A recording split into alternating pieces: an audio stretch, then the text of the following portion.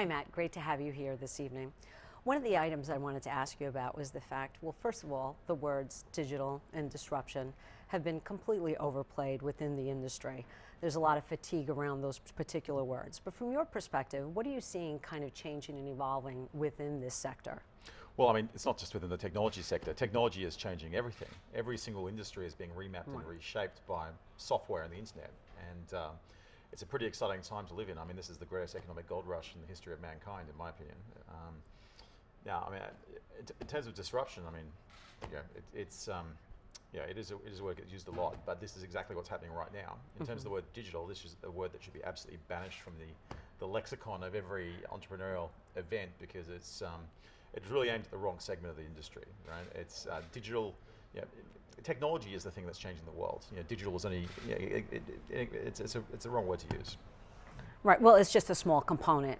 Right. Well, no, because it includes all these other interests that aren't related to the technology industry. It includes the media industry. It includes, librarians. It includes the power companies. It includes telcos and so forth. Right. When you're in Silicon Valley, you don't talk about digital. You talk about the technology industry. You talk about software. You talk about the internet. Exactly. Now, do you feel that when we talk about technology specifically, do you feel that there's something in technology that really has revolutionized the world as we're talking about within the last 6 months, 12 months? Oh, 6 months or 12 months. I mean, well, there's things happening all over the place. Sure. I mean, you've had things that are about to occur that haven't occurred just yet, but you kind of at that sort of beginning point of the exponential curve where the first.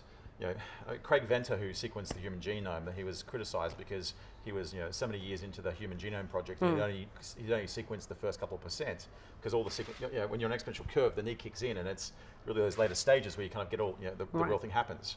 But I mean, if you look at what's happening now in financial services, for example, with Bitcoin, it's not Bitcoin the currency, but Bitcoin the network itself, and basically the fact that it's the first time it's solved what's called the Byzantine generals problem, which is how do you reach consensus across a distributed network. This underlying technology, this network layer, is going to be absolutely transformational in terms of financial services, marketplaces, payments, and so forth, which is huge.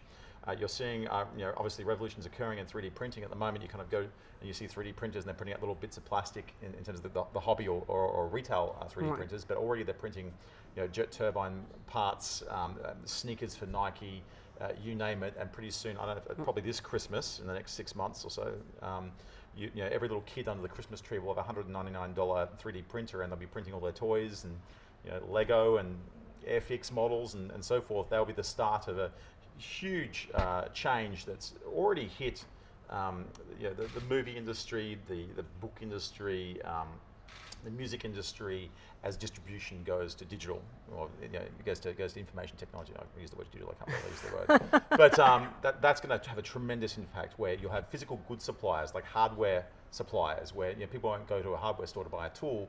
They'll instead just print out a tool, use it. When they're done with it, they throw it back into the hopper and recycle it. Personalized medicine, I mean, human genomics and so forth, that's turned into information science. That's actually growing even faster than Moore's law, so there's huge things that are happening there.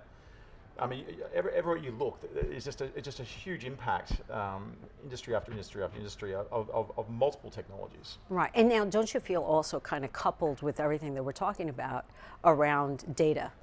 And the use of the fact of harnessing and capturing big data and being able to figure out the business intelligence around the data that kind of affects all of those industries and all the different topics that you've been talking about?